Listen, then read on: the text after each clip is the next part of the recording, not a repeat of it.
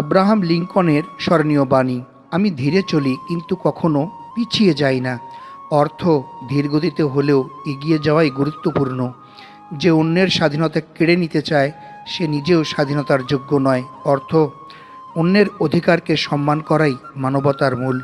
প্রায় সব মানুষই দুঃখ সহ্য করতে পারে, কিন্তু তুমি যদি একজন মানুষের চরিত্র জানতে চাও তাকে ক্ষমতা দাও।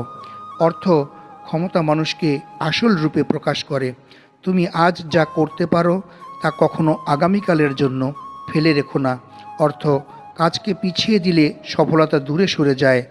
আমার সবচেয়ে বড় উদ্বেগ হলো তুমি ব্যর্থ হয়েছ কি না তা নয়, তুমি কি তোমার ব্যর্থতার সন্তুষ্ট।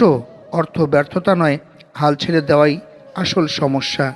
এই বাণীগুলো আজও মানুষকে সৎ, দৃঢ় এবং মানবিক হতে অনুপ্রাণিত করে। ধন্যবাদ।